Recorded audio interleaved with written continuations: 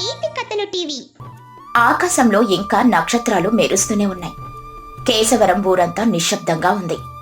గంగారెడ్డి తన అరుగు మీద పడుకొని గుర్రు పెడుతున్నాడు. లోపల లింగమ్మ, రాము, సీతమ్మ గాఢ నిద్రలో ఉన్నారు. అకస్మాత్తుగా గంగారెడ్డి ఇంటి ప్రధాన ద్వారం ఢబేల్ ఢబేల్ అని ఎవరో బద్దలు కొడుతున్నట్లు చప్పుడు వినిపించింది. గంగారెడ్డి ఉలిక్కిపడి లేచి కళ్ళు తుడుచుకుంటూ, ఎవడ్రా వాడు? పగలంతా పొలంలో పనిచేసి రాత్రి కాస్త నడుము వాల్చుకుంటే ఈ అర్ధరాత్రి పూట తలుపులు బద్దలు కొడుతున్నాడు. ఒరే రాము, రాము, లేచా కిరోసిన్ లాంతర్ తీసుకొని రారా. ఎవరొచ్చారో చూద్దాం. దొంగలైతే నా చేతిలో ఉన్న ఈ కర్రకు పని చెబుతాను. రాము నిద్రమత్తులో తూలుకుంటూ లాంతర్ పట్టుకుని వస్తూ, వస్తున్నా నాన్నగారు. దొంగలైతే అంత గట్టిగా తలుపు ఎందుకు కొడతారు నాన్న? వాళ్ళే సైలెంట్ గా గోడ దూకి వస్తారు కదా.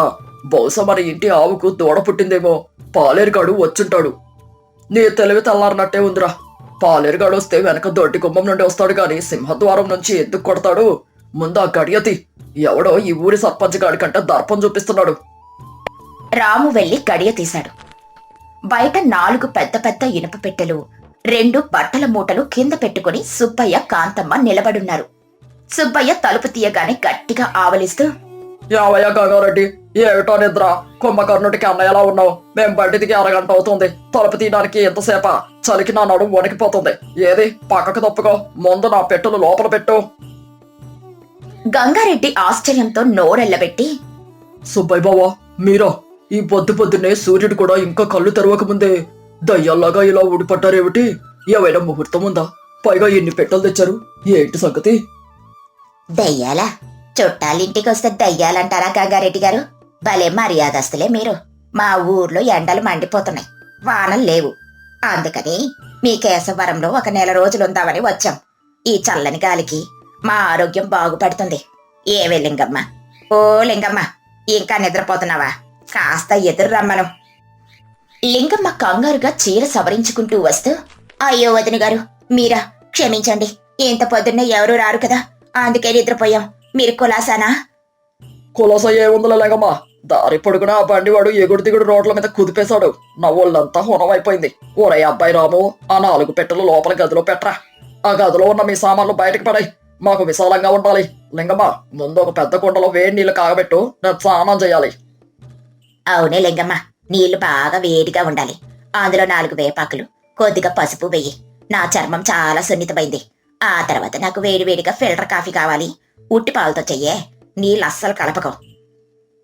గంగారెడ్డి తనలో తాను గొనుక్కుంటూ, వీళ్ళ ఆకారం చూస్తే 100 కిలోలు తూగుతారు. వీళ్ళకు సున్నితమైన చర్మమట. కాఫీలో నీళ్లు కలపకూడదట. నా ఇంట్లో పాలిచ్చేదే ఒక గేదె. వీళ్ళకి కాఫీకి, స్నానాలకి నా కొంప ఎండిపోయేలా ఉంది. బాబాయ్ గారు, ఈ ఇనుప పెట్టెలో ఏముందండి? రాళ్ళు ఏమైనా పెట్టి తెచ్చారా? ఆ రాళ్ళు కాదురా యదవా. అందులో మా ఆవిడ చీరలో, నా పట్టు పంచలో, నెయ్యి జాడీలో ఉన్నాయి. మీ ఇంట్లో నెయ్యి ఉండదేమోనని మేమే ఒక 5 కిలోల నెయ్యి తెచ్చుకున్నాంలే. ఆ నెయ్యి మా కోసం మాత్రమే సుమా. మీరు పప్పులో వేసుకోకూడదు. గంగారెడ్డి కోపంగా, సుబ్బయ్య బావా, మా ఇంట్లో పాలకేం లోట్లేదు. నెయ్యి కోసం నీ డబ్బా వైపు చూడాల్సిన కర్మ నాకేం పట్టలేదు. సరే గాని పొద్దున్నే వచ్చారు. ప్రశాంతంగా కాసేపు పడుకోండి. తెల్లవారాక మాట్లాడుకుందాం. పడుకోవడమా? అస్సలు కుదరదు. నేనొక్కసారి నిద్ర లేచాక మళ్ళీ పడుకోను. ఏవే సీతమ్మా, ఓ కోడల పిల్ల, ఇలా రావే. ఆ వంటగదిలోకెళ్ళి ముందు 2 గ్లాసులు వేడి పాలు తీసుకురా. మా సుబ్బయ్య గారికి ఉదయాన్నే పాలు తాగకపోతే కళ్ళు తిరుగుతాయి. ఆ తర్వాత పెసరట్టు, అల్లం పచ్చడి రుబ్బు. టిఫిన్కి మాకు పెసరట్టే కావాలి. సీతమ్మ నిద్రమత్తులో విసుగ్గా, నాకైతే మతిపోతుంది. ఉదయం 5 గంటలకే పెసరట్టు రుబ్బాలా? పోని పాతన్నం గంజుందండి, అందులో కాస్త ఆవకాయ వేసి ఇస్తాను. అద్భుతంగా ఉంటుంది. మా ఇంట్లో అందరం అదే తాగుతాము. కాంతమ్మ చెంపలు వాయించుకుంటూ, అబ్బా, ఎంత మాట అన్నావే. కళ్ళెదురుగా చుట్టాలొస్తే చద్ది గంజి తాగుతారా అని అడుగుతావా? మీ ఎంట మర్యాదలు భలే ఉన్నాయే లింగమ్మ. నీ కోడలికి ఏమీ నేర్పించలేదా? సర్లే వదిన గారు, చిన్నపిల్ల, దానికి ఏమీ తెలీదు. నువ్వెళ్ళి రుబ్బురా సీతమ్మ, నేనే వండి పెడతాను. వీళ్ళ గోల భరించలేక నా ప్రాణం పోయేలా ఉంది. సుబ్బయ్య దర్జాగా వెళ్లి అరుగు మీదున్న గంగారెడ్డి మంచం మీద కుప్పకూలాడు. గంగారెడ్డా, ఆ వ్యసనకర్రెట్టివో. గాలి అస్సలు ఆడడం లేదు. నువ్వు కాస్త విసురు. నా చేతులు నొప్పిగా ఉన్నాయి. గంగారెడ్డి పళ్ళు కొరుకుతూ, నేను విసురాలా? నీకు మతిపోయిందా సుబ్బయ్య బావా? నువ్వు చుట్టాలివా లేక నా ఇంటి జమీందారువా? నా మంచం ఆక్రమించావు, నా దిండు కాలు కింద పెట్టుకున్నావు.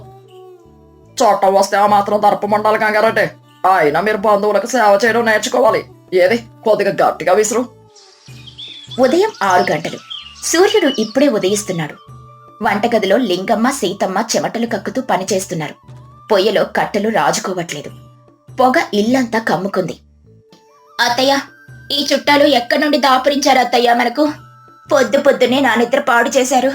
ఆ కాంతమ్మ గారు చూస్తే వంటగది గుమ్మం దగ్గర నిలబడి ఆర్డర్లేస్తుందే కాని కనీసం ఆ పప్పు గిన్నె కూడా అందించడం లేదు. మెల్లగా మాట్లాడే సీతమ్మ. ఆమెకు చెవులు పెద్దవి, వింటే మళ్ళీ ఊరంతా దండోరా వేస్తుంది. మా పుట్టింటి వాళ్ళు మమ్మల్ని పస్తులు పెట్టారని ఏడుస్తుంది. ఆ పెసరపప్పు కాస్త మెత్తగా రుబ్బు. అప్పుడే కాంతమ్మ వంటగది గుమ్మం దగ్గరకొచ్చి, ఏవే లింగమ్మ, ఇదెక్కడ పొగ? ఇల్లంతా కమ్మేస్తుంది. మా ఊర్లో అయితే మేము బొగ్గులు పొయ్యి వాడతాం. ఈ కట్టెల పొయ్యి పొగ పీలిస్తే నా ఊపిరితిత్తులు పాడైపోతాయి. అయినా ఆ పెసరట్లేంటి ఇంకా అవ్వలేదా? మా సుబ్బయ్య గారి కడుపులో ఎలుకలు పరిగెడుతున్నాయి. సీతమ్మ విసుగ్గా, అత్తయ్య గారు, మీ ఊపిరితిత్తులు పాడైతే మీరు హాల్లో కూర్చోవచ్చు కదా, ఇక్కడికొచ్చి ఎందుకు నిలబడడం? పెసరట్లు కాల్చాలంటే టైం పడుతుంది. ఇది కట్టెల పొయ్యి, మంత్రం వేస్తే రావు. ఎంత పొగరే నీకు కోడలా? నేను వంట ఎలా చేస్తున్నారో పర్యవేక్షించడానికని వచ్చాను. ఆ పచ్చళ్ళలో అల్లం తక్కువైంది, ఉప్పు ఎక్కువైంది. మా ఇంట్లో అయితే నేను కనుసైగ చేస్తే వంటలు ముందు వాలిపోతాయి. ఇక్కడ గంటల తరబడి ఎదురు చూడాల్సి వస్తుంది. లింగమ్మ నవ్వుతూ కవర్ చేస్తూ, వదిన గారు, మీకంత అదృష్టం ఉంది, మరి మాకైతే లేదు. ఇదిగో వేడి వేడి పెసరట్టు, మీరు వెళ్లి బావగారికి వడ్డించండి. నేను వడ్డించడమా? నా పట్టు చెరికి నూనె అంటుకుంటుంది. నువ్వే వచ్చి వడ్డించలింగమ్మా. మా వారు తినేటప్పుడు నెయ్యి కరిగిపోయుండాలి. గడ్డ కట్టుంటే ఆయన కోప్పడతారు. లింగమ్మ తల పట్టుకుని పెసరట్ల పళ్ళెం తీసుకుని బయటికి వెళ్ళింది. సుబ్బయ్య ఒకేసారి 4 పెసరట్లు లాగించేస్తున్నాడు. అబ్బా గంగారెడ్డి, మీ ఆవిడ చేతి వంట భలే ఉందయ్యా. కాకపోతే నెయ్యి కొంచెం తక్కువ వేసింది. ఏది ఆ అల్లం పచ్చడి ఇంకాస్త వెయ్యి. ఈ రోజు మధ్యాహ్నం భోజనానికి ఏంటి మెను? నాటుకోడి పులుసు గారెలో ఉంటే బాగుంటుంది. గంగారెడ్డి గుండె పట్టుకుని, మధ్యాహ్నానికి నాటుకోడా? ఉదయం 6 గంటలకే మధ్యాహ్నం భోజనం గురించి అడుగుతున్నావా? బావా, మాది పల్లెటూరు, ఇక్కడ రోజు పండుగలు ఉండవు. ఈ రోజు పప్పు వంకాయ కూర మాత్రమే. నాటుకోడి కావాలంటే నీ ఇనుప పెట్టెలో ఉన్న నెయ్యి అమ్ముకుని తెచ్చుకో. యావయ్యా గంగారెడ్డి, చుట్టాలొస్తే పప్పు పెడతారా ఎవరైనా? నీ పరువు ఏమైపోవాలి? ఊళ్ళో వాళ్ళు ఏమనుకుంటారో? నా కోసం కాకపోయినా నీ పరువు కోసమైనా కోడిని కోయించో. గంగారెడ్డి తనలో తాను, వీడి ఆకలికి నా పరువుకు ముడిపెట్టి నా ఆస్తి కరిగించేలా ఉన్నాడు. వీళ్ళను ఎలా వదిలించుకోవాలో దేవుడా. ఉదయం 8 గంటలు. గంగారెడ్డి ఇంటి పక్కనే ఉండే సుశీలమ్మ. ఏంటి గంగారెడ్డి గారు, మీ ఇంట్లో ఉదయాన్నే సందడి మామూలుగా లేదు. ఎవరో గట్టి గట్టిగానే అరుస్తున్నారు. చుట్టాలేమైనా వచ్చారా ఏమిటి? భలే కలకల్లాడుతుందే ఇల్లు. గంగారెడ్డి చిరాకుగా, కలకల కాదే సుశీలమ్మ, నా ఇల్లు గజగజ వణుకుతుంది. చుట్టాలు కాదు, పీడకలలొచ్చాయి. నువ్వు నీ పనేదో చూసుకో. అప్పుడే గంగారెడ్డి ప్రాణ స్నేహితుడు, ఊరిలో తెలివైన మనిషైన అంజన్న నవ్వుకుంటూ వస్తున్నాడు. ఏంటో ఈ గంగారెడ్డి, పొద్దున్నే సుశీలమ్మ మీద పడుతున్నావు. ఏమైంది? సూర్యుడు ఇంకా నెత్తి మీదకు రాకముందే నీ నెత్తి ఎందుకు వేడెక్కింది? రా అంజన్నరా, నా కర్మ కాలిందిరా. లోపలికెళ్ళి చూడు, నా మంచం మీద ఎవడు పడుకున్నాడు. తెల్లవారుజామున 4 గంటలకే దోపరించారు. ఈ సుబ్బయ్య, వాడి పెళ్ళం కాంతమ్మ. 4 రోజులు ఉంటారట. నా ప్రాణాలు తీసేలా ఉన్నారు. ఓహో, సుబ్బయ్య బావు గారా? ఈయనొస్తే కరువు వచ్చినట్టేనే. మొన్న రామనాథం వాళ్ళ ఇంటికెళ్ళి 10 రోజులు వాళ్ళ ఇంటి బియ్యం బస్తాలు ఖాళీ చేసి వచ్చాడట. ఇప్పుడు నీ వంత అన్నమాట. నవ్వకరా అందున్న, ఏదైనా ఉపాయం చెప్పు. వీళ్ళు ఉదయం లేచినప్పటి నుండి కాఫీలు, వేడి నీళ్లు, పెసరట్లు అని ఒకటే ఆర్డర్లు వేస్తున్నారు. నా భార్య కోడలు పని చేయలేక ఏడుస్తున్నారు. వీళ్ళను మర్యాదగా ఇక్కడ నుండి తరిమేసే ప్లాన్ ఏదైనా ఉంటే చెప్పు. నీకు 10 రూపాయలు బహుమానం ఇస్తాను. 10 రూపాయల? అయితే ప్లాన్ అదిరిపోవాల్సిందే. గంగారెడ్డి, వీళ్ళు పొద్దున్నే 4 గంటలకు వచ్చారు అన్నావు కదా, బ్రహ్మ ముహూర్తంలో. అదే మనకు ఆయుధం. ఇప్పుడు చూడు నా బుర్ర ఎంత చురుగ్గా పనిచేస్తుందో. నేనొక నాటకం మొదలు పెడతాను, నువ్వు నాకు వంత పాడు. వీళ్ళు ఈ రాత్రికి పారిపోకపోతే నా పేరు అంజన్నే కాదు. సరేరా, నువ్వేం చెబితే అది. ముందు ఆ సుబ్బయ్య గారిని నా మంచం మీద నుండి కిందకి దించు. అంజన్న గంభీరంగా ముఖం పెట్టుకుని ఒక పాత తాళపత్ర గ్రంథం లాంటి పుస్తకాన్ని చంకలో పెట్టుకుని లోపలికి వెళ్ళాడు. అంజన్న పెద్దగా శ్లోకం చదువుతూ, ఓం పాత కాలపీడాయ నమః, దోష నివారాయ నమః. ఓ గంగారెడ్డి, వినాశకాలం దాపరించిందిరా. ఏంటయ్యో అందున్నావు? పొద్దున్నే ఏంటా మంత్రాలు? నిద్రపోయే వాడిని చంపేలా అరుస్తున్నావు. వినాశకాలం ఎవరికొచ్చింది? మీకు కాదులే సుబ్బయ్య బాబు గారు, గంగారెడ్డి ఇంటికి వచ్చింది. ఈ తాళపత్ర గ్రంథం ప్రకారం సూర్యోదయానికి ముందు అంటే బ్రహ్మముహూర్తంలో ఎవరైనా చుట్టాలు ఇంటికి వస్తే వాళ్ళతో పాటు ప్రాతకాల పీడ, ఉదయం పూట దోషం వస్తుందట. కాంతమ్మ కంగారుగా, దోషమా? అదేంటి అంజన్న గారు, మేం పొద్దున్నే చల్లగా ఉంటుందని వచ్చాం కదా, అందులో దోషం ఎక్కడి నుండి వస్తుంది? మా మీద ఏమైనా పగబట్టారా ఏంటి? నేను పగపట్టలేదమ్మా కాంతమ్మ గారు, ఆ గ్రహాలు పగబట్టాయి. ఈ దోషం ప్రకారం ఎవరైతే పొద్దున్నే ఇంటికి వస్తారో ఆ ఇంటి యజమాని ఆస్తులన్నీ కరిగిపోతాయి. గంగారెడ్డి నటిస్తూ గుడ్డె పట్టుకొని, అమ్మో, నా ఆస్తులు కరిగిపోతాయా? నా 10 ఎకరాల మామిడి తోట, నా గేదెలు అన్ని పోతాయా? అంజన్న, నన్ను కాపాడు. వీళ్ళు ఉదయం రావడం నా కొంప ముంచింది. యావయ్య గంగారెడ్డి, నువ్వు ఊరుకో. మేము వస్తే నీ ఆస్తులు ఎందుకు పోతాయి? ఇవన్నీ పిచ్చి నమ్మకాలు. అంజన్న ఏదో కట్టుకథ చెబుతున్నాడు, నేనేం నమ్మను. అంజన్న నవ్వుతూ, ఆగండి సుబ్బయ్య బాబు గారు, పూర్తి విషయం వినండి. ఇంటి యజమాని ఆస్తులు పోవడమే కాదు, ఎవరైతే ఆ చుట్టాలుగా వచ్చారో వాళ్ళ ఇనుప పెట్టెల్లో ఉన్న బంగారం, నెయ్యి, పట్టు చీరలన్నీ కూడా రాత్రికి రాత్రి బూడిదైపోతాయట. ఇదిగో ఈ గ్రంథంలో స్పష్టంగా రాసుంది.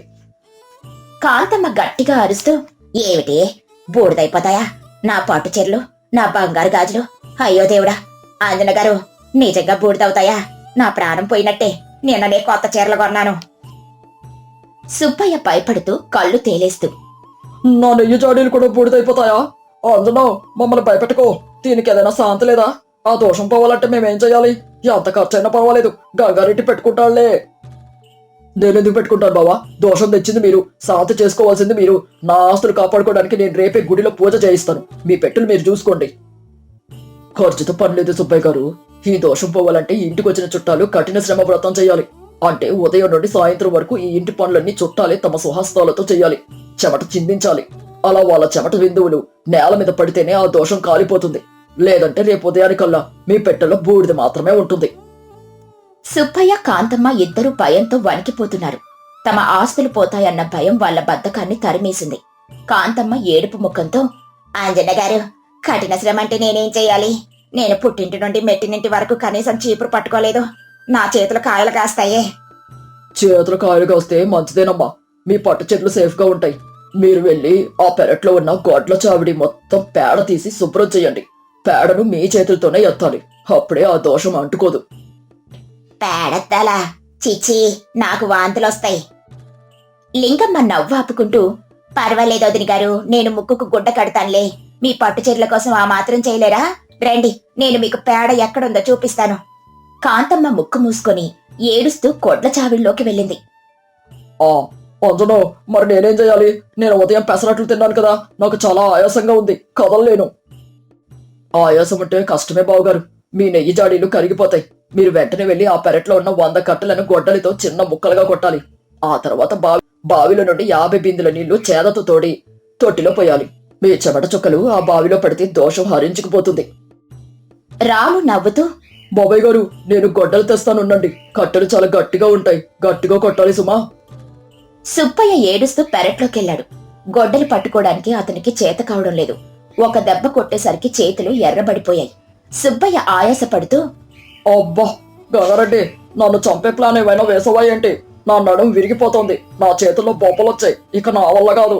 నా ప్లాన్ కాదు బావా, అంతా ఆ గ్రహాల ప్లాను. నువ్వు కట్టెలు కొట్టకపోతే నీ పట్టు పంచలు బూడిదైపోతాయి. ఆలోచించుకో. నేను కాస్త కునుకు తీస్తాను, గొడ్డలి చప్పుడు ఆపుకు, నాకు నిద్ర పట్టదు.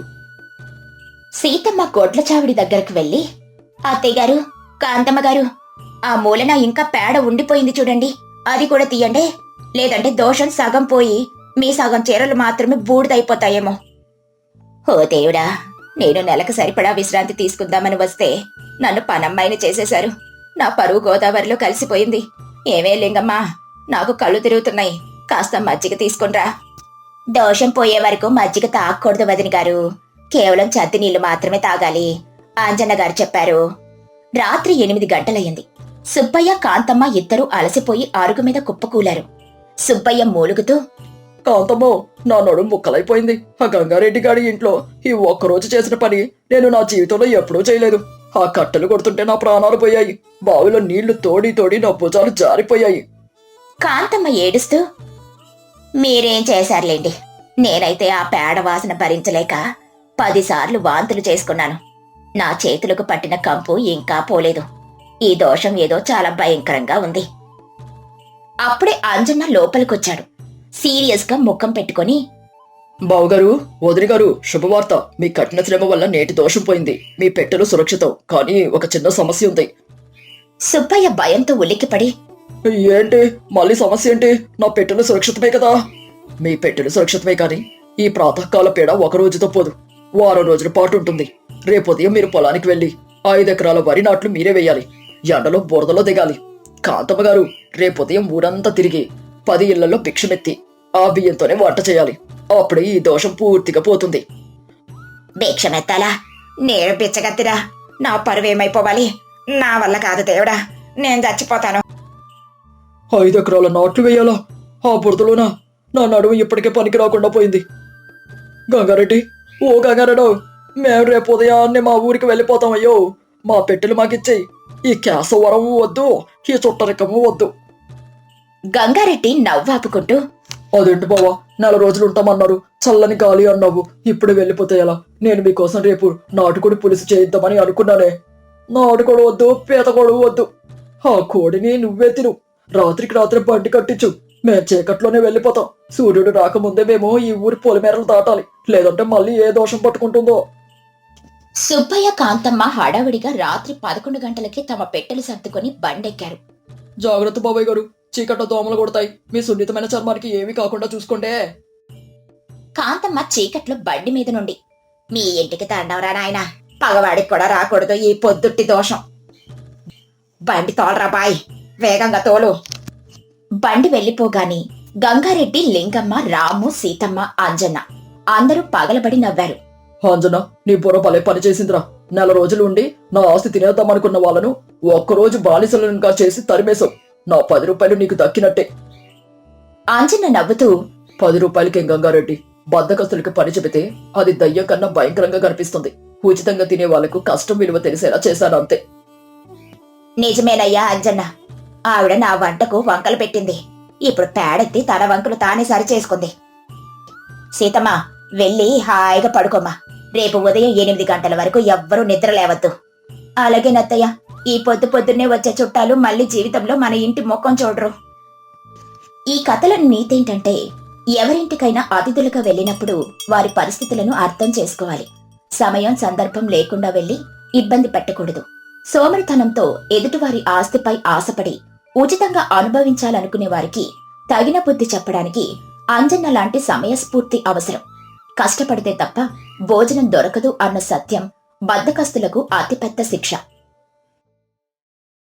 ఆనందపురం అనే గ్రామంలో రాజమల్లు, లచ్చమ్మ దంపతులు ఒక చిన్న తాటాకు గుడిసెలో ఎంతో అన్యోన్యంగా జీవించేవారు. ఒకరోజు ఉదయం సమయంలో రాజమల్లు చెరువు దగ్గర నుండి ఇంటికొస్తూ తన భార్య లచ్చమ్మను ఆప్యాయంగా పిలుస్తాడు. లచ్చమ్మా, ఓ లచ్చమ్మా, కొద్దిగా బయటికి రా. నేను నీకోసం ఏం తెచ్చానో చూడు.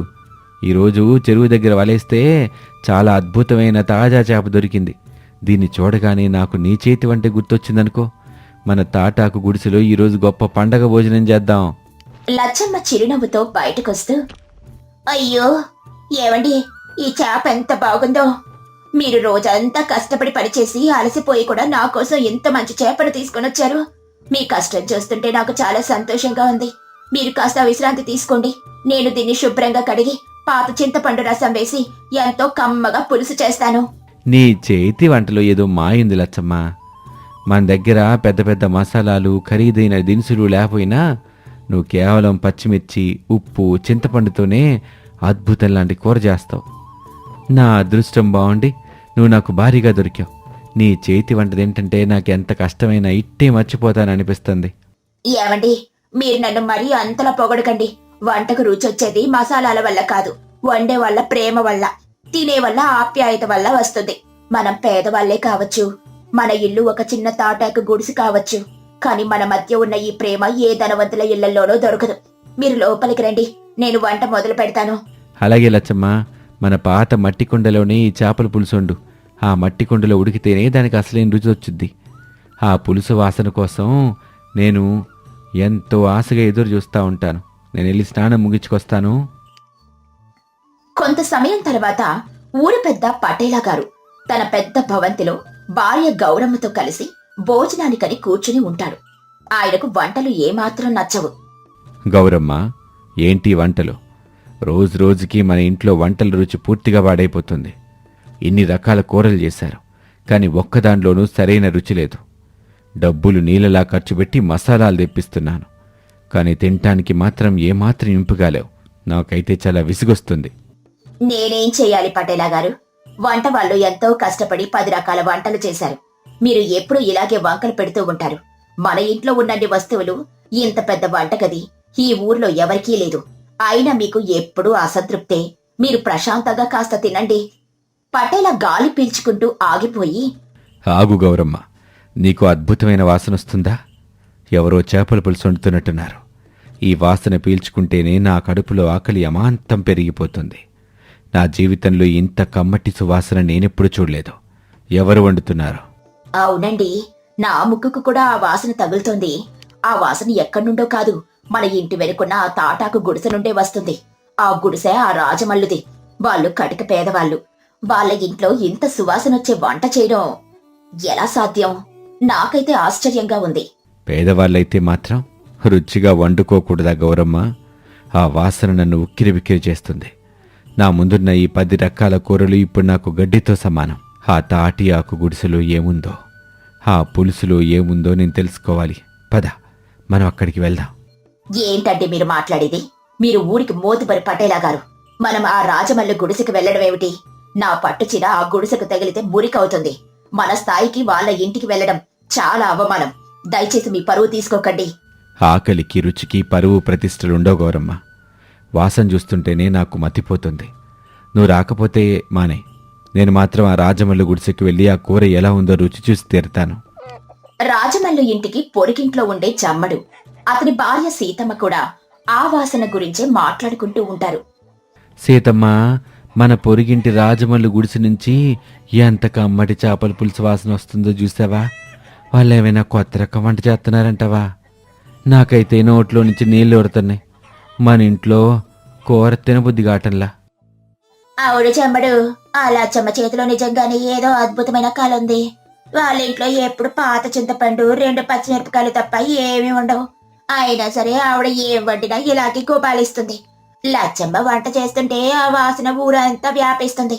మరి మనం కూడా అక్కడికి వెళ్ళి ఆలతో కలిసి భోజనం చేద్దామా సీతమ్మ? రాజమల్లు నాకు మంచి స్నేహితుడు, ఏమనుకోడు. ఆ వాసన నన్ను ఇక్కడ నిలబడినివ్వటంలా. ఇల్లొక ముద్దైన పెడతారని అడుగుతాను. వద్దు చెమ్మడు, అలా అడగడం మర్యాద కాదు. వాళ్ళే పాపం రోజు కూలీ చేసుకుని బ్రతికే పేదవాళ్ళు. ఏదో ఒక రోజు ఒక మంచి చేప దొరికితే వాళ్ళు ప్రశాంతంగా తినాలి గాని మనం వెళ్లి వాళ్ళ కంచెంలో చెయ్యి పెట్టడం బాగుండదు. మన పరువు కూడా పోతుంది. నీ ఆకలి అదుపులో పెట్టుకో. అదిగో సీతమ్మ, చూడు, ఆ పటేల్ గారు ఆయన భార్య గౌరమ్మ ఇటేపే వస్తున్నారు. వాళ్ళు నేరుగా రాజమల్లు గుడిసె వైపే వెళ్తారు. ఈ పటేలు బాగా ధనవంతుడయ్యుండి ఈ తాటాకు గుడిసె దగ్గరికి ఎందుకు వస్తున్నాడు ఏంటో నాకు అర్థం కావటంలా. పద, మనం కూడా ఇల్లు చూద్దాం. పటేలా గౌరమ్మ నడుచుకుంటూ రాజమల్లి గుడిసె దగ్గరికి వస్తారు. వెనకే జమ్మడు, సీతమ్మ కూడా చేరుకుంటారు. రాజమల్లు, ఓ రాజమల్లు, ఇంట్లో ఉన్నావా? రాజమల్లు బయటకొచ్చి ఆశ్చర్యంతో, అయ్యో పటేల్ గారు మీరా? మా ఈ చిన్న తాటాకు గుడిసెకి మీరెందుకు వచ్చారయ్యా? మీరు కబురంపితే నేను మీ పెద్ద భవంతి దగ్గరికి వచ్చేవాణ్ణి. లోపలికి రండయ్యా. నేనిక్కడికి ఊరి పెద్దగా రాలేదు రాజమల్లు.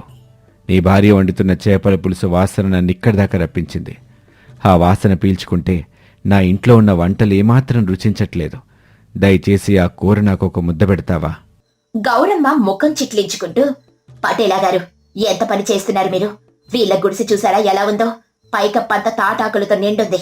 నేల మీద కనీసం చాప కూడా లేదు. ఈ పేదవాళ్ళ ఇంట్లో మనం ఎలా భోజనం చేస్తాం? నాకు చాలా అసహ్యంగా ఉంది. గౌరమ్మ గారు, మీరు మా ఇంటికి రావడం మాకెంతో సంతోషంగా ఉంది. మాది చిన్న తాటాకు ఇల్లే కావచ్చు, కానీ మా మనసులు చాలా పెద్దవి. మీరేమీ అసహించుకోకండి. నేను అప్పుడే కోసుకొచ్చిన తాజా అరిటాకులో మీకు భోజనం వడ్డిస్తాను. దయచేసి మా ఇంటి భోజనం స్వీకరించండి. అవును పటేల్ గారు, రాజమల్లు భార్య లచ్చమ్మ వంట చాలా అద్భుతంగా ఉంటుంది. ఆ సువాసన తట్టుకోలేకే నేను, నా భార్య సీతమ్మ కూడా ఇక్కడికే వచ్చాం. అవును గౌరమ్మ గారు, మీరు అహంకారం పక్కన పెట్టి ఒక్కసారి లచ్చమ్మ చేతి వంట రుచి చూడండి. ఆ తర్వాత మీరే ఆశ్చర్యపోతారు. మట్టిల్లైనా తాటాకు గుడిసైనా అక్కడున్న ఆప్యాయత ముందు ఆ పవనాలు కూడా సరిపోవు. రండి పటేలా. జమ్మడు, నువ్వు కూడా సీతమ్మని తీసుకొనిరా. అందరం ఇక్కడే నేల మీద కూర్చొని ఆనందంగా భోజనం చేద్దాం. మా లచ్చమ్మ చేతి వంట ఈరోజు మీ అందరికీ వడ్డొచ్చింది. దయచేసి ఎవరూ కాదనబాకండి. అందరూ రాజమల్లు గుడిసెలో నేల మీద కూర్చుంటారు. లచ్చమ్మ అందరికీ అరిటాకులేసి వేడివేడి అన్నం, మట్టి కుండలో వండిన చేపల పులుసు వడ్డిస్తుంది. పటేలా గారు, ఈ అరిటాకుల్లో అన్నం వడ్డించాను. ఇదిగోండి ఈ మట్టి కుండలో వండిన చేపల పులుసు. నేనిందులో ఎలాంటి ఖరీదైన వస్తువులు వేయలేదు. కేవలం పాత చింతపండు, రాతి ఉప్పు, కాస్త పచ్చిమిర్చి మాత్రమే వాడాను. నా భర్త మీదున్న ప్రేమతో మనసారా వండాను. దయచేసి రుచి చూడండి. పటేలా ఒక్క ముద్ద నోట్లో పెట్టుకుని కళ్ళు మూసుకుని ఆనందంతో, అద్భుతం లచ్చమ్మ, నిజంగా అద్భుతం. నా జీవితంలో నేను ఇంత గొప్ప రుచిని ఎన్నడూ చూడలేదు. ఆ పులుపు, ఆ చేప ముక్క వెనలా కరిగిపోతుందనటం. నా ఇంటి వాళ్ళు 100 మంది కలిసినా నా చేతిలో ఉన్న ఆ రుచిని తీసుకురాలేరు. నేను ఈ జన్మలో వంటను మర్చిపోలేను. గౌరమ్మ సందేహిస్తూ నెమ్మదిగా రుచి చూసి ఆశ్చర్యపోతూ, అరే ఏంటి లచ్చమ్మ ఈ రుచి? ఇది మామూలు చేపల పులుసు కాదు, ఇది అమృతం. ఇందాక నేను నీ ఇంటిని చూసి చాలా అసహ్యించుకున్నాను, చులకనగా మాట్లాడాను. కాని ఈ భోజనం నా అహంకారాన్ని పూర్తిగా కడిగేసింది. ఎంత డబ్బున్నా ఈ ఆప్యాయత, ఈ రుచి కొనుక్కోలేమని నాకిప్పుడే అర్థమైంది. నన్ను క్షమించు తల్లి. అయ్యో, క్షమాపణ లేదు గౌరమ్మ గారు. మీరు సంతృప్తిగా భోజనం చేశారన్న ఆనందం నాకిప్పుడు ఎంతో తృప్తినిస్తుంది. మీరు కడుపు నిండా తినండి. చూశారా పటేల్ గారు, పేదవాళ్ళ ఇళ్లలో ఉండే అసలైన సంతోషం ఏంటో. రాజమల్లు, రచ్చమ్మల మధ్య ఉన్న అన్యోన్యతే వాళ్ళ ఇంటికి అంత గొప్ప రుచిని తీసుకొచ్చింది. ఈరోజు మేమంతా ఇక్కడ భోజనం చేయటం సంతోషంగా ఉంది. అవును పటేలా గారు, భార్యాభర్తలు ప్రేమగా ఉంటే గుడిసెలో ఉప్పు కారం వేసుకుని తిన్నా అది అమృతంలాగే ఉంటుంది. అదే మనసులో ప్రశాంతత లేకపోతే వజ్రాల పల్లెంలో తిన్నా అది రుచించదు. లచ్చమ్మ వంట మనందరికీ ఒక గొప్ప జీవిత పాఠం నేర్పింది. మీరు ఆనందంగా తింటే మాకు అంతే చాలు బాబయ్య. ఓ మంచి వస్తువు దొరికినప్పుడు అందరితో పంచుకొని తినటంలో ఉన్న తృప్తి మరి ఎక్కడ దొరకదు. నా భార్య లచ్చమ్మ ఇప్పుడు ఇదే మాట చెప్పుద్ది. మీ రాకతో మా గుడిసె పవిత్రమైంది. భోజనం ముగిశాక పటేల గారు కళ్ళు తుడుచుకుంటూ, రాజమల్లు, ఈరోజు నువ్వు నీ భార్య నాకు కనువిప్పు కలిగించారు. పెద్ద ఇల్లు, ఆస్తిపాస్తులు ఉంటేనే గొప్ప అనుకున్నాను. కానీ నిజమైన గొప్పదనం మనుషుల మనసులో, వాళ్ళు చూపించే ఆప్యాయతలో ఉంటుందని తెలుసుకున్నాను. నీ తాటి ఆకు గుడిసె ముందు నా భవంతి చాలా చిన్నగా అనిపిస్తుంది. బాబయ్య, మీలాంటి గొప్పోళ్ళు మా ఇంటికి వచ్చి ఇంత ఆప్యాయంగా మాట్లాడడమే మా అదృష్టం. మీరు మాపై చూపిస్తున్న ఈ ప్రేమ చాలు బాబయ్య. లచ్చమ్మ, నీ చేతి వంటతో పాటు నీ దొడ్డ మనసు కూడా చాలా గొప్పది. ఇందాక నేను నిన్ను అవమానించినా నువ్వు ఏమాత్రం కోపగించుకోకుండా నాకు అన్నం పెట్టావు. నీ సహనం ముందు నేను తలదించుకుంటున్నాను. ఇక మీదట మనమంతా కులమతాలు, ధనిక పేద అనే భేదాలు లేకుండా కలిసిమెలిసి ఉందాం. చాలా సంతోషం గౌరమ్మ గారు. మీ మనసు మారటం ఈ ఊరికి ఎంతో మేలు చేస్తుంది. పటేల్ గారి ఇక నుంచి ఈ ఊరిని మరింత ప్రేమతో చూసుకుంటారని, పటేల్ గారు ఇక నుంచి ఈ ఊరిని మరింత ప్రేమతో చూసుకుంటారని నాకు గట్టి నమ్మకం వచ్చింది. అవును జమ్ముడు, ఈ చిన్న చేపల పులుసు ఈ రోజు ఊరి పెద్దల మనసులను ఒక తాటి మీదకు తెచ్చింది.